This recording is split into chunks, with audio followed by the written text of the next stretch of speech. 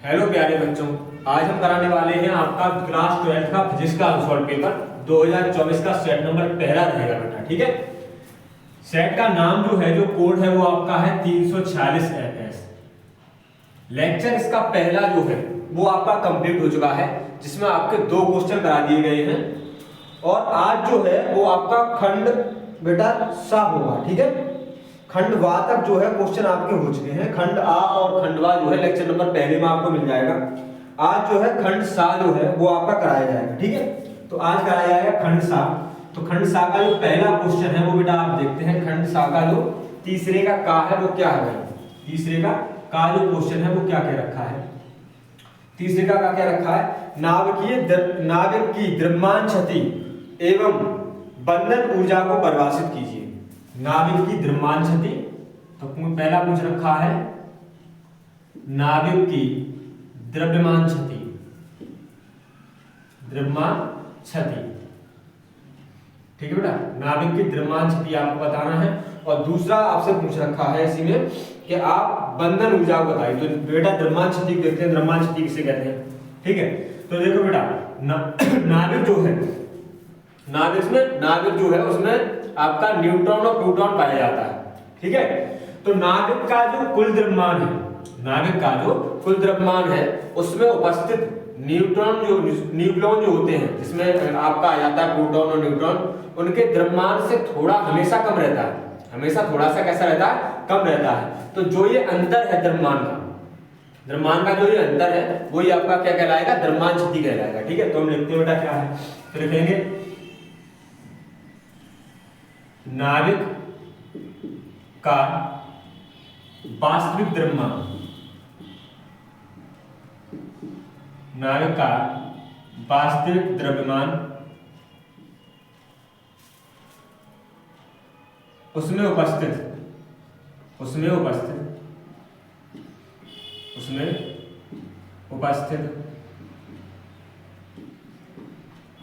न्यूक्लियनों, उसमें उपस्थित न्यूक्लियनों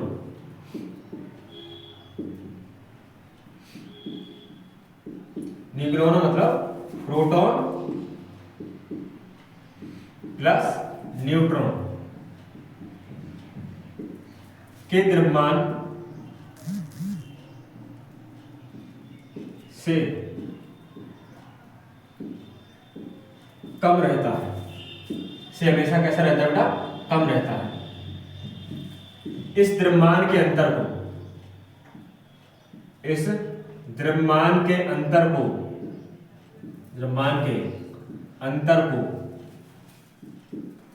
द्रव्यमान क्षति कहते हैं।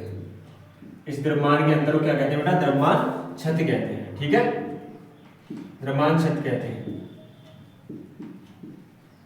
दोबारा समझ लो बेटा, क्या है नाभिक का जो है द्रव्यमान क्षति क्या है? नाभिक का जो वास्तविक द्रव्यमान है, नाभिक में उपस्थित न्यूक्लियॉन जो होते हैं यानी प्रोटॉन और न्यूट्रॉन, उनके द्रव्यमान से हमेशा कैसा रहता है? थोड़ा कम रहता है। ठीक है, तो जो अंतर होगा इसमें, द्रव्यमान का जो अंतर जो होगा इसमें, वो आपका क्या कहलाएगा बेटा? द्रव्यमान क्षति कहलाएगा। ठीक है, और दूसरा इसमें आपसे ही पूछ रखा है, दूसरा आपसे क्या रखा है कि आप बंधन ऊर्जा और बताइए। ठीक है, तो इसका बंधन ऊर्जा बेटा बताते हैं। बंधन ऊर्जा क्या है? बंधन ऊर्जा क्या है वो समझ लो बेटा। बंधन ऊर्जा किसे कहते हैं? तो देखो बेटा, नाभिक में जो प्रोटॉन और न्यूट्रॉन जो आपके उपस्थित रहते हैं, तो प्रोटॉन और न्यूट्रॉन को बांधे रखने के लिए जिस ऊर्जा की हमें आवश्यकता होती है, प्रोटॉन और न्यूट्रॉन मतलब न्यूक्लियॉन को बांधे रखने के लिए जिस ऊर्जा की आवश्यकता होती है उसे हम क्या कहते हैं? बंधन ऊर्जा कहते हैं। तो लिखेंगे बेटा इसमें नाभिक में उपस्थित न्यूक्लियनों, या हम लिख सकते हैं बेटा प्रोटॉन तथा न्यूट्रॉन,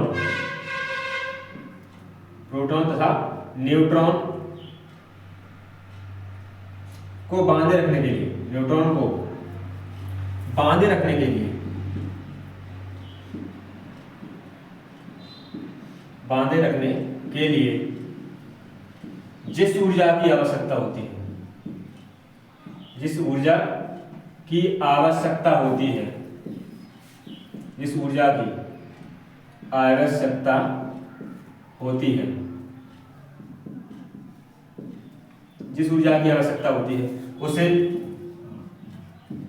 नाभिक की बंधन ऊर्जा कहते हैं, उसे नाभिक की बंधन ऊर्जा कहते हैं। ठीक है, क्लियर हो गया? नाभिक की बंधन ऊर्जा कहते हैं, नाभिक की बंधन ऊर्जा कहते हैं।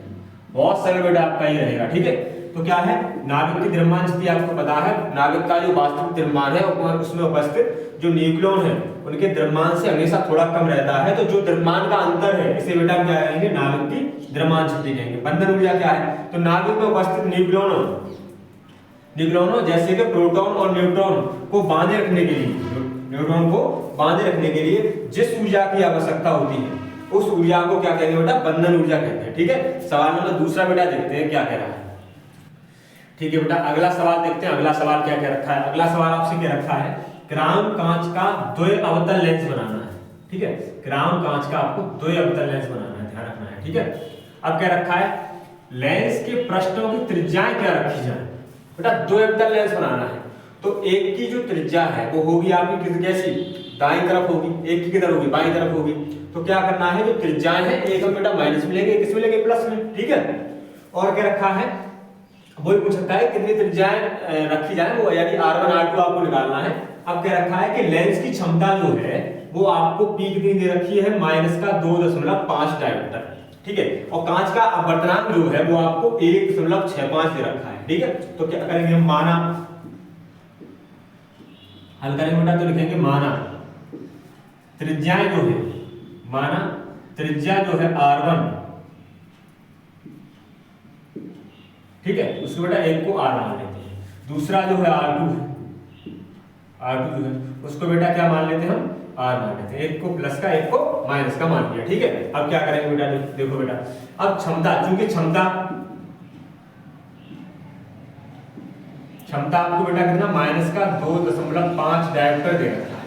ठीक है, -2.5 डायोप्टर। क्षमता को बेटा किससे लिखते हैं, P से लिखते हैं। ठीक है, अब क्षमता का सूत्र भाई 1/f बराबर क्या होता है, 1/f बराबर होता है P। 1/f बराबर क्या होता है, P। तो हम एक काम करेंगे, यहाँ 1/f जैसा वैसा और P का वैल्यू हम लगा देंगे -2.5 डायोप्टर। अब डायोप्टर जो है बेटा जब हम f लगाते हैं तो यहाँ हमें मीटर में लिखना पड़ेगा, इसमें लिखना पड़ेगा मीटर में, फोकस दूरी जो है हमें इस तरीके से मीटर में लिखनी पड़ेगी। ठीक है, अब अपवर्तनांक बेटा, अपवर्तनांक भी दे रखा है, तथा अपवर्तनांक जो n है वो 1.65 आपको दे रखा है। ठीक है, ये हमने लिख दिया। अब हमको बेटा सूत्र लगाना है। ठीक है, तो हम सूत्र कैसे लगाएंगे भाई, तो सूत्र क्या होता है भाई, सूत्र बेटा एक बार बताएंगे, सूत्र क्या होता है, 1/f बराबर n-1 कोष्टक में 1/r1 - 1/r2। ठीक है, सूत्र लगा दिया हमने। 1/f का वैल्यू हमको पता है -2.5 है।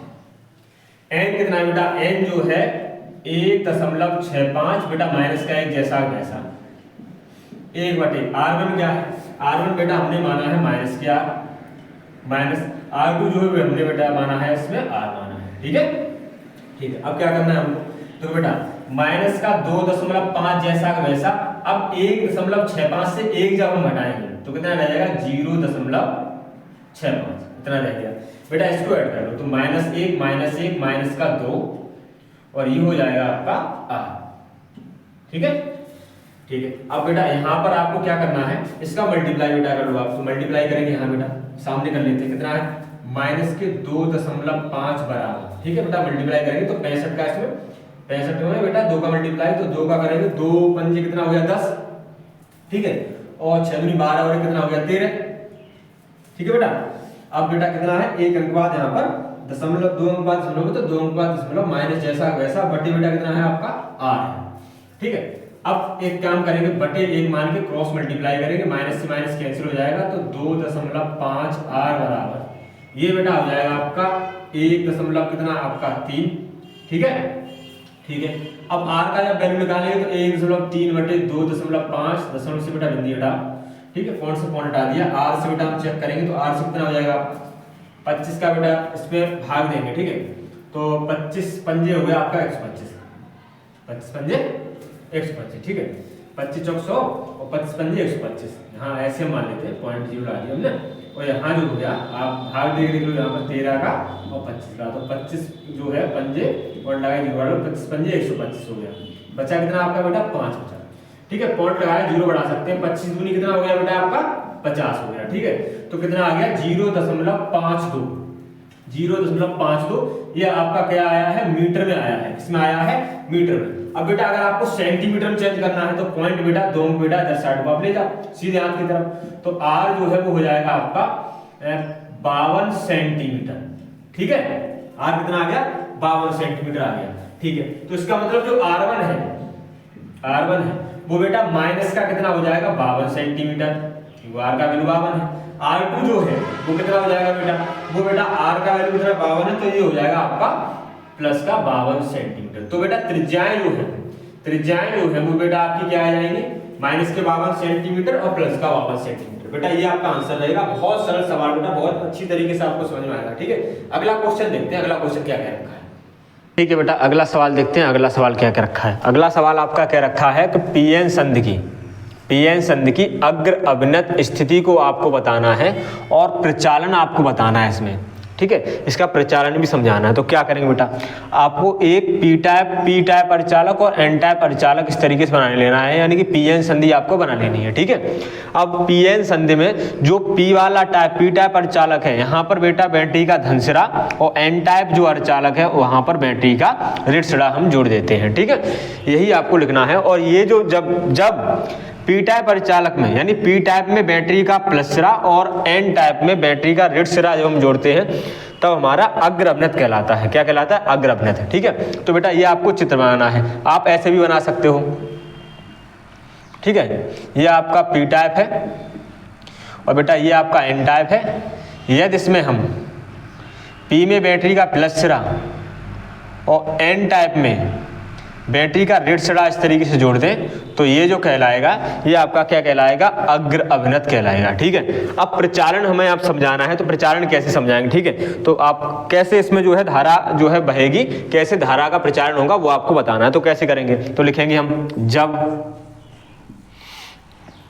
पीएन संधि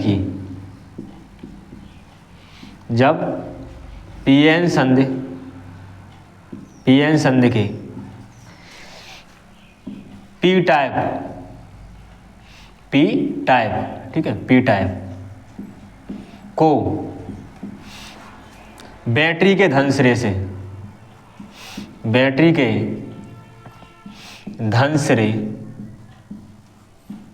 से तथा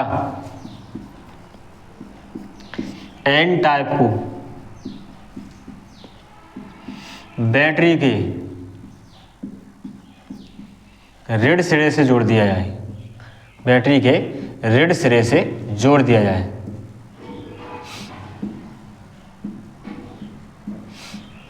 ऋण सिरे से जोड़ दिया जाए,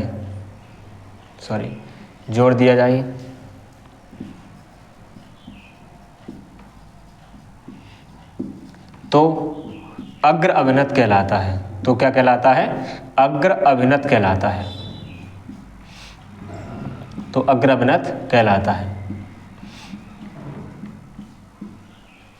बहुत सरल रहेगा बेटा आपका ये। तो क्या करेंगे, जब पी टाइप यानी पीएन संधि के पी टाइप अर्धचालक, अब पी में बेटा क्या होते हैं, पी में जो होते हैं वो आपके कोटर होते हैं, ठीक है, जिन पे चार्ज क्या होता है, प्लस चार्ज होता है, और इनको हम होल भी कह देते हैं। क्या कह देते हैं बेटा, होल भी कह देते हैं, ठीक है। और एन टाइप जो है इनमें बेटा होता है इलेक्ट्रॉन। क्या होता है, इलेक्ट्रॉन, इनको हम इलेक्ट्रॉन कहते हैं। इसमें बेटा क्या होता है, माइनस चार्ज होता है। तो बेटा हमको इसको लिखना है, समझाना है, प्रचालन समझाना। तो हम क्या करेंगे, ठीक है। अब इससे क्या होगा, जब बैटरी के प्लस सिरे को बेटा आप पी टाइप से यानी प्लस से ही जोड़ दो। आपको पता है कि जो समान आवेश जो होते हैं वो एक दूसरे को प्रतिकर्षित करते हैं, ठीक है। इसी तरीके से जब हम पीएन संधि के पी टाइप को जब हम प्लस सिरे से जोड़ देंगे, बैटरी के प्लस सिरे से जोड़ देंगे, तब जो है जो पी टाइप जो है आपका जो कोटर है वो बेटा प्रतिकर्षित करेगा प्लस सिरे से। ठीक है। और जो इलेक्ट्रॉन है वो भी बेटा प्रतिकर्षित करेंगे किससे, बेटा बैटरी के ऋण सिरे से। जब प्रतिकर्षित करेंगे तो दोनों जो है, इसका जो कोटर है और इसके जो आपके इलेक्ट्रॉन है, वे दोनों जो है कहाँ पे बेटा, आवच्छय परत में यहाँ पर टकराएंगे। और आवच्छय परत में जब आएंगे, आवच्छय परत में जब मिलेंगे तो यहाँ पर संयोग करेंगे और संयोग करने से बेटा क्या हो जाएगा, फिर इसमें विद्युत का प्रवाह हो जाएगा। तो हम यही लिखेंगे, ठीक है। तो कैसे लिखेंगे बेटा, तो यहाँ पे आपको लिखना पड़ेगा कि यदि बेटा लिख देते हैं, जब बैटरी के धन सिरे को, बैटरी के धन सिरे को कोटर से जोड़ दिया जाए, कोटर से जोड़ दिया जाए,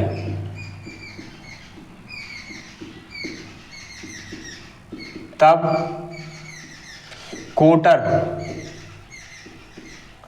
प्रतिकर्षित होते हैं। कैसे होंगे, प्रतिकर्षित होंगे, प्रतिकर्षित होंगे तथा इलेक्ट्रॉन ऋण सिरे से जुड़े होने पर, इलेक्ट्रॉन जो है वो ऋण सिरे से जुड़े होने पर कैसे होंगे बेटा, वो भी आपके प्रतिकर्षित होंगे। कैसे होंगे, प्रतिकर्षित होंगे जिससे कोटर और इलेक्ट्रॉन बेटा कहाँ मिलेंगे, आवच्छय परत में मिलेंगे, ठीक है। इलेक्ट्रॉन आवच्छय परत में संयोग करेंगे। आवच्छय परत में क्या करेंगे, संयोग करेंगे, जिससे संधि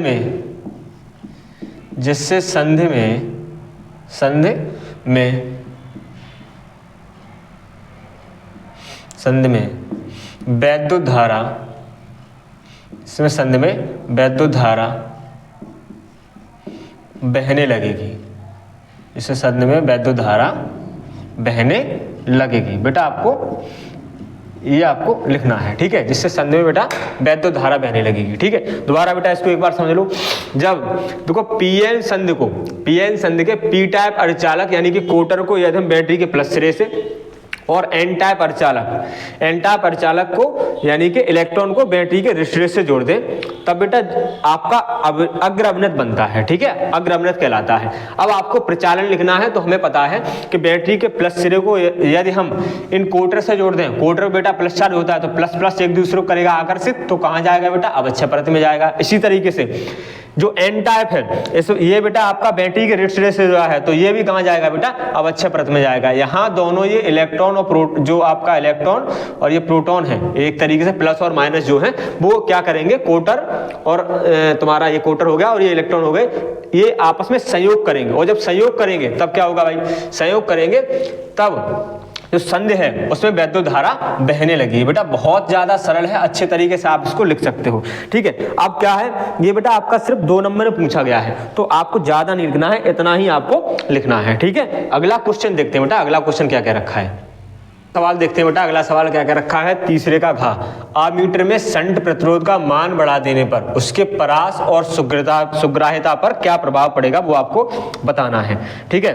तो बेटा परास जो है, परास जो है वो कैसा हो जाएगा, परास बेटा घट जाएगा, परास कैसा हो जाएगा, घट जाएगा, ठीक है। और सुग्राह्यता जो है वो बेटा कैसी हो जाएगी, बढ़ जाएगी, सुग्राह्यता जो है वो कैसी हो जाएगी, बढ़ जाएगी, ठीक है। तो आपको लिखना है इसका आंसर, आमीटर के शंट प्रतिरोध का मान बढ़ा देने पर उसका परास घट जाता है तथा सुग्राह्यता कैसी हो जाती है बेटा, बढ़ जाती है। यही बेटा इसके आंसर है, ठीक है, यही बेटा इसका उत्तर रहेगा। तो बेटा इतना ही आपको लिखना है कि परास जो है घट जाएगा और सुग्राह्यता कैसी हो जाएगी बेटा, बढ़ जाएगी, यही इसका आंसर रहेगा। अगला सवाल देखते हैं, अगला सवाल आपका क्या क्या रखा है। बेटा चौथे का है खंड धागा। सवाल आपका कह रखा है यदि कांच के पतले प्रिज्म को जल में डुबो दें, ठीक है, पतले प्रिज्म को जल में डुबो दें तो सिद्ध कीजिए कि प्रिज्म द्वारा उत्पन्न विचलन कोण वायु के सापेक्ष 1/4 रह जाएगा। बहुत सरल तरीके से बेटा आपको समझा देंगे कैसे होगा, ठीक है बेटा, कैसे इसको हल करेंगे। तो देखो, यदि कांच के पतले प्रिज्म को जल में डुबो दें, बेटा किसमें, जल में डुबो दें, ठीक है, तब जल में डुबो दे तो आपको क्या सिद्ध करना है कि प्रिज्म द्वारा उत्पन्न विचलन कोण। अब विचलन कोण जो है बेटा आपका डेल्टा एम होता है, ठीक है। अब जल में डुबो दे तब बेटा हम यहां लिख देंगे डेल्टा डब्लू, ठीक है, डेल्टा डब्लू। वायु के सापेक्ष, अब वायु के सापेक्ष, जब वायु के सापेक्ष क्या हो जाएगा भाई, तो इसको हम डेल्टा ए लिख सकते हैं। वायु के सापेक्ष एयर यहाँ और ये वाटर यहाँ, ठीक है, ध्यान रखना है। अगर यहाँ देखो, यहाँ जो है आपका क्या क्या रखा है, जल, तो हमने डेल्टा डब्लू लिख दिया है। यहाँ आपका वायु क्या रखा है, तो डेल्टा ए क्या रखा है, वायु के सापेक्ष 1/4 रह जाएगा। तो हमें सिद्ध करना है, क्या सिद्ध करना है कि जो डेल्टा डब्लू है, डेल्टा डब्लू जो है वायु के सापेक्ष कितना रह जाएगा, 1/4, यानी कि डेल्टा ए, ठीक है। ये आपको सिद्ध करना है कि विचलन कोण जो है अगर पानी में डुबो दे तब, और वायु में अगर हम डुबो दें तो उसका कितना रह जाएगा, 1/4 रह जाएगा विचलन कोण, वो आपको सिद्ध करना है, ठीक है। आपको दिया है इसमें थोड़ा, आपको जो है अब वर्तनांक दे रखा है, तो क्या दिया है, ठीक है, आपको ANG दिया है। ANG बराबर बेटा आपका कितना है, ANG बराबर है आपका 3/2, ठीक है। ANW जो है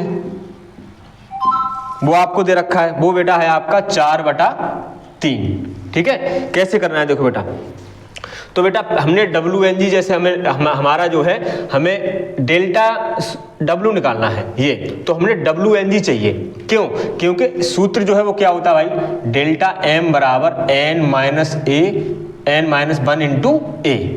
सूत्र क्या होता है, सूत्र आपका होता है विचलन कोण का डेल्टा M बराबर n-1 इंटू ए। लेकिन अगर हम यहाँ W की बात करेंगे, यानी वाटर की बात करेंगे, जब हम जल की बात करेंगे तो यहाँ WNG लगाना पड़ेगा हमको, ठीक है। तो वो ही हम निकाल लेते हैं। तो क्या करेंगे देखो बेटा, हम एक काम करेंगे, हम निकालेंगे यहाँ पर WNG।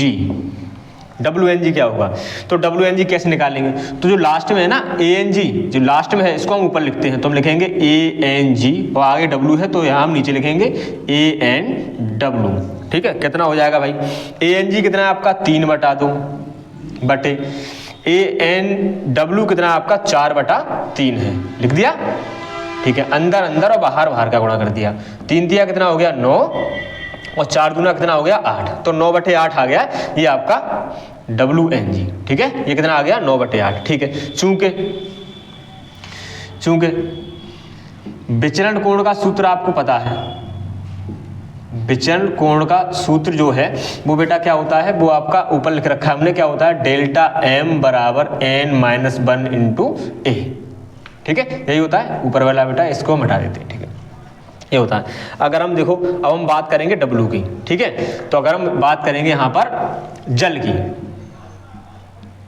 जल यानी W, वाटर की बात करेंगे तब कितना हो जाएगा, यहाँ लिखेंगे डेल्टा W बराबर WNG-1 इंटू ए, ठीक है। तो बेटा ये हो जाएगा आपका डेल्टा W बराबर WNG कितना है, WNG है बेटा 9/8 -1 इंटू बेटा आपका कितना है A है, ठीक है। तो बेटा 8 एकम 8 और बेटा 9 में से 8 गया, कितना बचा आपका 1/8 A, या हम इसको लिख सकते हैं A/8, क्या लिख सकते हैं A/8, इतना लिख सकते हैं। फिर हमको क्या निकालना है, फिर हमको निकालना है आपका वायु सापेक्ष, तो हमको आपको निकालना है डेल्टा A, ठीक है। तो ये हो जाएगा आपका n की जगह बेटा ANG-1 इंटू ए। अगर हम यहाँ पर इसकी बात करेंगे वायु की, यानी कि एयर की बात करेंगे तब, ठीक है, बहुत सारे तरीके समझा देंगे। अब देखो बेटा यहाँ जो है ANG आपको दे रखा है 3/2, तो हम लिखेंगे बेटा 3/2 माइनस का 1 इंटू ए, ये हो जाएगा 2 एकम 2, तो 3 में से 2 गया 1/2 इंटू बेटा कितना है A, या हम इसको लिख सकते हैं A/2, ऐसे लिख सकते हैं बेटा। यहाँ इसको जो है आप समीकरण नंबर 1 मान सकते हो, डेल्टा W, इसको आप समीकरण नंबर मान लो 1, इसको जो है डेल्टा ए, इसको मान लो आप समीकरण नंबर 2, ठीक है। यहाँ करते हैं बेटा, इसके बाद इसको बेटा, अब इसके बाद यहाँ करते हैं। तो लिखेंगे बेटा हम समीकरण 1/2 से, तो एक कितना है, एक दो जो है वो आपका है डेल्टा डब्लू बटे ये आपका है डेल्टा ए, डेल ए, और वो आपका है ए बटा 8 और बटे ये आपका है a/2। अंदर अंदर और बाहर बाहर का गुणा हो जाएगा। तो क्या हो जाएगा, ये हो जाएगा आपका डेल्टा डब्लू बटे डेल्टा ए से बेटा ए एक बार कैंसिल हो गया तो हो जाएगा 2 बटे कितना 8, और 2 से काट दो, 2 कम 2, 2 चौकू 8। तो इसको हम लिखेंगे डेल्टा डब्लू बराबर आपका बटे डेल्टा ए 1/4 जो डेल्टा ए है बेटा इधर ले जाएंगे, भाग में गुणाम चला जाएगा, तो डेल्टा डब्लू जो है वो हो जाएगा 1/4 डेल्टा ए। यही बेटा आपको सिद्ध करना था, यही आपको सिद्ध करना था, ठीक है, यही बेटा आपको सिद्ध करना था। तो ये बेटा हो गया आपका चौथे का इसका बेटा ये आंसर हो गया, ठीक है, ये बेटा आपका आंसर हो गया। अगला क्वेश्चन देखते हैं, अगला क्वेश्चन क्या कह रखा है। अगला सवाल देखते हैं, अगला सवाल क्या कह रखा है।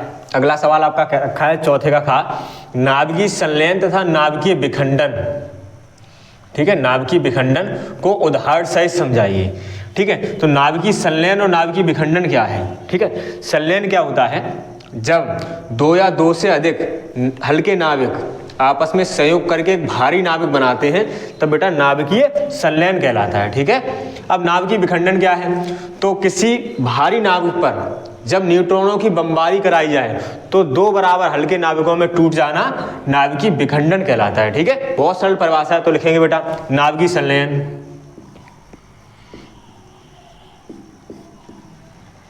नाभिकीय संलयन, तो लिखेंगे बेटा जब 2 या 2 से अधिक हल्के नाभिक 2 या 2 से अधिक हल्के नाभिक आपस में संयोग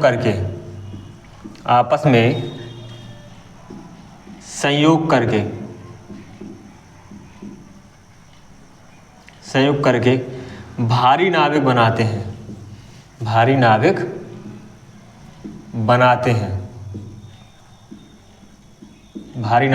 हैं, तब यह क्रिया, तो यह क्रिया नाभिकीय संलयन कहलाती है, नाभिकीय संलयन कहलाती है। तब यह क्रिया क्या कहलाएगी, नाभिकीय संलयन कहलाती है।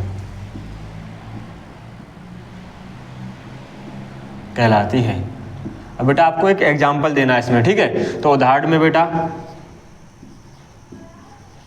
उदाहरण एक लिख देंगे, ऐसे 1H2 प्लस 1H2 क्या हो जाएगा भाई, ये हो जाएगा 1H3 और प्लस 1H1 और प्लस ऊर्जा, ठीक है। 2 हल्के नाभिक आपस में संयोग करके कोई एक भारी नाभिक बनाए तो क्या कहलाती है वो बेटा, नाभिकीय संलयन क्रिया कहलाती है। अब नाभिकीय विखंडन समझते हैं।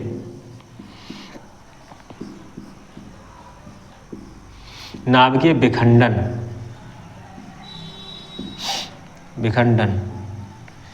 तो नाभिकीय विखंडन आप समझते हो, नाभिकीय विखंडन किसे कहते हैं, जब किसी भारी नाभिक पर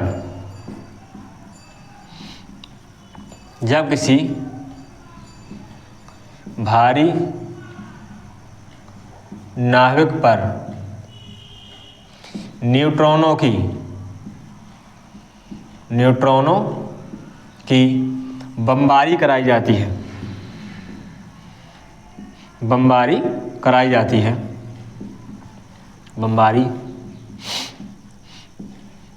जाती है, तो वह 2 हल्के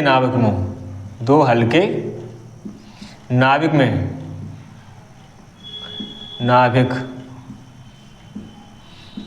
दो हल्के नाभिक में टूटने की क्रिया, दो हल्के नाभिक में टूटने की क्रिया क्या कहलाएगी बेटा? नाभिकीय विखंडन कहलाएगी। क्या कहलाएगी? नाभिकीय विखंडन, नाभिकीय विखंडन कहलाती है। ठीक है, नाभिकीय विखंडन कहलाती है। ठीक है, ठीक है। इसका बेटा एक एग्जाम्पल, बेटा इसका एक एग्जाम्पल लिख देते हैं उदाहरण में। उदाहरण बेटा लिखोगे आप 92 यूरेनियम 235 प्लस 0 न्यूटन 1। ठीक है, एरो लगा देंगे भाई, तो कितना हो जाएगा? 92 यूरेनियम 236 और प्लस 56 और बेरियम आपका हो जाएगा 144। ठीक है, ये हो गया आपका। ठीक है, 144 और प्लस ये आपका बन जाएगा, सॉरी ये आपका हो जाएगा। ठीक है, ये आपका 92 यूरेनियम कितना आपका कितना है 235 और प्लस 1 ये कितना हो गया 236। अब ये बेटा कितने में बेटा डिवाइड हो जाएगा, यानी कि विखंडन होगा, तो 56 बेरियम 344 और प्लस 36 क्रोमियम 36 क्रिप्टन 89। ठीक है, 89 और प्लस आपका जो भी ऊर्जा है वो, प्लस आपका जो भी ऊर्जा है वो। ठीक है, तो बेटा ये आपका आंसर हो जाएगा। ठीक है, कभी कभी आपको इसका एग्जाम्पल भी पूछ लेता है, तो बेटा इसका एग्जाम्पल भी जो है आपको सिर्फ ध्यान रखना है। एग्जाम्पल दे देगा, ऑप्शन में पूछ लेगा कि नाभिकीय संलयन का ये जो है एग्जाम्पल है या नाभिकीय विखंडन का है, तो बेटा आपको ये ध्यान रखना है। ठीक है, अगला सवाल देखते हैं बेटा। अगला सवाल क्या कह रखा है? अगला क्वेश्चन हमसे कह रखा है कि विस्थापन धारा की सार्थकता की विवेचना कीजिए। ठीक है, यानी विस्थापन धारा की आपको परिभाषा बतानी है और पूछ रखा है, तथा विस्थापन धारा और चालन धारा के बीच में कलांतर ज्ञात कीजिए, कितना होता है या क्या होता है वो आपको बताना है। ठीक है, तो हम क्या लिखेंगे? उत्तर में लिखेंगे बेटा समय के साथ परिवर्ती वैद्युत क्षेत्र के कारण उत्पन्न धारा को क्या कहते हैं बेटा? विस्थापन धारा कहते हैं। क्या कहते हैं? विस्थापन धारा कहते हैं। इसे बेटा आईडी से लिखते हैं, तो आईडी बराबर क्या होता है? Epsilon not A D upon D T. दूसरा आपसे पूछ रखा है कि चालन धारा और विस्थापन धारा के बीच में कलांतर, तो बेटा इसका ये आंसर रहेगा कि विस्थापन धारा और चालन धारा के बीच में कलांतर कैसा होता है बेटा? समान होता है। ठीक है, विस्थापन धारा और चालन धारा के बीच में कलांतर कैसा होता है? समान होता है। ठीक है बेटा, ये आपका चौथे का गा का बेटा आंसर रहेगा। ठीक है, अगला क्वेश्चन देखते हैं क्या क्या रखा है। सवाल नंबर अगला देखते हैं। सवाल नंबर अगला क्या क्या रखा है? सवाल नंबर अगला जो है चौथे का घा क्या रखा है आपसे? प्लास्टिक की एक गोली P जिसका द्रव्यमान 3.2 × 10⁻⁻15 किलोग्राम है, दो क्षैतिज समांतर प्लेटों के बीच में स्थिर लटकी हुई है। कैसी है ये? स्थिर लटकी हुई है। ठीक है, ये स्थिर लटकी हुई है, बिल्कुल संतुलित अवस्था में। ठीक है, तो गोली पर कितने इलेक्ट्रॉन सामान्य से कम या अधिक हैं वो आपको बताने हैं, यानी n आपको ज्ञात करना है, इलेक्ट्रॉनों की संख्या आपको ज्ञात करनी है। ठीक है, अब आपको एक बात ध्यान रखना है, देखो यहाँ आप देखो ये गोली जो P है वो आपकी संतुलित अवस्था में लटकी हुई है। इसका मतलब ये जो बल है आपका F बराबर जो QE है और जो mg है, दोनों आपस में कैसे बेटा? बराबर हैं, तभी तो संतुलित अवस्था में लटकी हुई है। क्वेश्चन जो है आपको नीचे जो है दिख रहा होगा, नीचे बेटा आपका आ जाएगा क्वेश्चन। ठीक है, अब हम क्या करेंगे? देखो हल कैसे करेंगे? बहुत ही सरल तरीके से बेटा, बहुत ही अच्छे तरीके से बेटा इसको हल कर देंगे। ठीक है, बहुत सरल तरीके। कैसे करेंगे बेटा? देखते हैं। तो बेटा देखो यहाँ जो V है, विभव V है वो बेटा कितना दे रखा है? 1000 वोल्ट। ठीक है, और जो बीच की दूरी जो D है, दो प्लेटों के बीच की दूरी जो D है, बीच की दूरी D वो आपको 2 सेंटीमीटर दे रखी है। बेटा इसको मीटर में चेंज कर लेते हैं, तो 2 × 10⁻⁻2 मीटर। ठीक है, अब लिखे, अब बेटा इसको हल करते हैं। ठीक है, बहुत सरल तरीके से हल हो जाएगा। तो बेटा हल करते हैं यहाँ पर, तो लिखेंगे चूंकि हम लिखेंगे चूंकि गोली संतुलित अवस्था में है। कैसी है? संतुलित अवस्था में लटकी हुई है ना, इसका मतलब ये है संतुलित अवस्था में लटकी है। इसके लिए दोनों जो बल हैं वो आपस में बराबर होंगे, यानी QE जो है वो बराबर किसके हो जाएगा? आपका mg के। अतः क्यू ई बराबर हो जाएगा आपके एम जी के। ठीक है बेटा। अब क्यू ई देखो, क्यू जैसा वैसा, ई बेटा क्या होता है, ई बराबर होता है बी अपॉन डी। ई बराबर क्या होता है, बी अपॉन डी। ठीक है, चूंकि क्या हो गया, चूंकि क्यू बराबर होता है आपका, सॉरी जो ई बराबर जो होता है वो होता है आपका बी अपॉन डी। बेटा ये हमने लगा दिया यहाँ पर। ठीक है, तो बेटा ये हो गया आपका एम जी जैसा का वैसा। बेटा सबका जो है वैल्यू हम लगा देते हैं। तो क्यू जो है वो हमको निकालना है, वी हमको पता है बेटा। ठीक है, तो वी कितना है 1000, तो इंटू 1000 अपॉन डी कितना है, तो डी जो है वो है 2 गुणा 10 की पावर माइनस के 2 बराबर एम कितना है, एम जो है वो आपका है 3.2 गुणा 10 की पावर माइनस के 15 गुणा जी जो है वो आपको बेटा दे रखा है 10। कितना दे रखा है 10। ठीक है, लिख लिया। अब बेटा क्या करेंगे, अब जो है जो बेटा कट जाए उसको काट देंगे, तो 2 से बेटा यहाँ कैंसिल कर देंगे, 2 पंजे 10, तो कितना हो जाएगा क्यू इंटू बेटा ये 500 हो गया ऊपर, गुणा 10 की पावर बेटा 2 ऊपर साइड को ले जाएंगे तो हो जाएगा 10 की पावर प्लस का 2, और ये हो गया आपका 3.2 गुणा 10 की पावर बेटा माइनस के 15 गुणा 10। ठीक है, ये जो बेटा है आपका जो 500 गुणा 10 की पावर 2 है, ये बेटा हम उधर साइड को जो है पक्षांतर कर देंगे, तो क्या हो जाएगा क्यू बराबर, तो बेटा क्यू बराबर जो है वो हो जाएगा आपका 3.2 गुणा 10 की पावर माइनस के 15 गुणा 10 और बटे ये हो गया 500 गुणा 10 की पावर 2। ठीक है, 10 से बेटा 10 जो है बेटा हमने हटा दिया यहाँ पर। ठीक है, अब बेटा क्या करेंगे, ये आपका जो हो जाएगा ये क्यू बराबर हो जाएगा 3.2 गुणा 10 की पावर माइनस के 15 बटे बेटा ये हो गया आपके 5000। ठीक है, दशमलव हटा बेटा यहाँ से और एक 0 बढ़ा लेते हैं। ठीक है, अब इसको हम लिख देंगे क्यू बराबर 32 गुणा 10 की पावर बेटा माइनस के 15 और बटे इसको लिख देंगे 5 गुणा 10 की पावर 4, और 4 बेटा ऊपर साइड ले जाएंगे और 5 के आस में भाग दे देते हैं, तो क्यू बराबर कितना आ जाएगा, भाग देंगे तो 5 का 30। ठीक है, 5 का 30 बचा आपका 2, दशमलव लगाया बिंदी बढ़ाया और 5 चौगु 20। ठीक है, तो ये 6.4 गुणा 10 की पावर माइनस के 15 और माइनस के 4 ऊपर साइड प्लस के 4 ऊपर ले जाएंगे, प्लस का सॉरी माइनस का हो जाएगा, तो क्यू बराबर 6.4 गुणा 10 की पावर माइनस के 19। ठीक है, ये क्यू का वैल्यू आ गया। हमको निकालना क्या है, हमको निकालना है एन निकालना है। ठीक है, यानी कि हमको ये पूछ रखा है कि जो है इलेक्ट्रॉन कितने कम या ज्यादा हैं, तो एन हमको निकालना है। तो एन बेटा कैसे निकालेंगे, तो चूंकि सूत्र आपका है क्यू बराबर ही होता है एन ई। क्यू बराबर क्या होता है एन ई। ठीक है बेटा, क्यू बराबर एन ई से। ठीक है, तो हम एन का जब वैल्यू निकालेंगे तो हो जाएगा क्यू अपॉन ई। ठीक है, और क्यू का जो मान है, क्यू का जो मान हमको पता है वो हम लगा देंगे यहाँ पर, तो एन बराबर क्यू की जगह बेटा कितना हो जाएगा 6.4 गुणा 10 की पावर बेटा माइनस का 19 और बटे आपका ई जो है आपको मान पता है इलेक्ट्रॉन पर बेटा कितना होता है चार्ज 1.6 मल्टीपल 10 की पावर माइनस का 19। बेटा माइनस के 19 से ये 10 की पावर माइनस 19 कैंसिल, दशमलव से बेटा दशमलव हटा 16 से काट दो, 16 चौगु 64, तो एन बराबर कितना आ गया 4। तो बेटा यही आपका आंसर हो जाएगा। ठीक है, एन बराबर कितना, यानी इलेक्ट्रॉनों की संख्या जो है, इलेक्ट्रॉनों की संख्या जो है वो कितनी है बेटा 4 है। ठीक है, 4 है, देख या 4 कम है। ठीक है, ये बेटा आपका आंसर हो जाएगा। ठीक है, अगला सवाल जो है, अगला सवाल देखते हैं, अगला सवाल क्या क्या रखा है।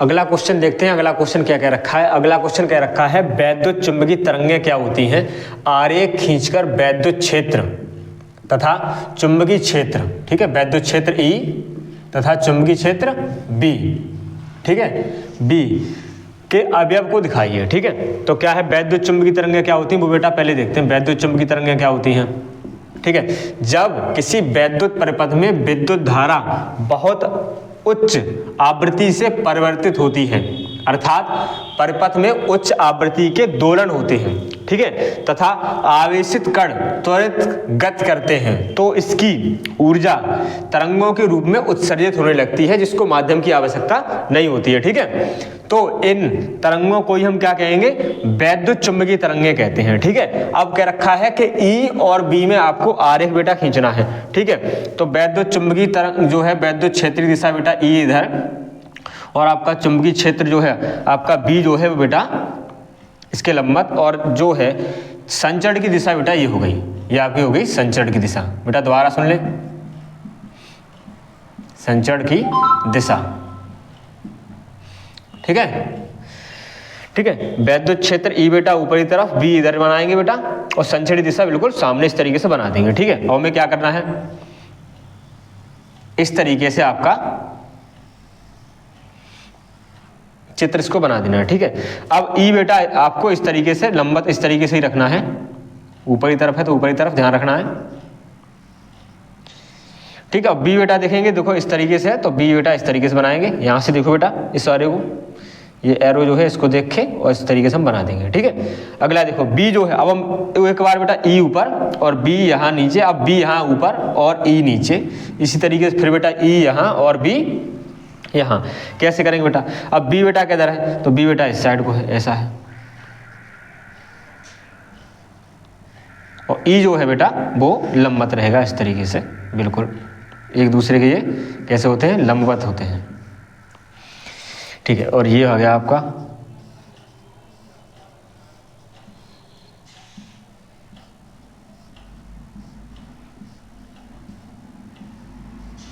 तो बेटा ये जो है वैद्युत क्षेत्र ई और चुंबकीय क्षेत्र अवयव के बीच में ये बेटा आपका एक अवयव खींच के हमने दिखा दिया, ठीक है। इसका जो है अगला पार्ट जो है, अगला लेक्चर जो है उसमें बेटा कराया जाएगा, ठीक है। अभी बच्चे जो है वीडियो को लाइक करें बेटा, वीडियो को लाइक करें और शेयर करें, ठीक है। और चैनल को बेटा सब्सक्राइब जरूर करें, ठीक है बेटा। अगला जो है पार्ट इसका जो आपका अगला पार्ट है वो लेक्चर नंबर 3 में बेटा कराया जाएगा, ठीक है।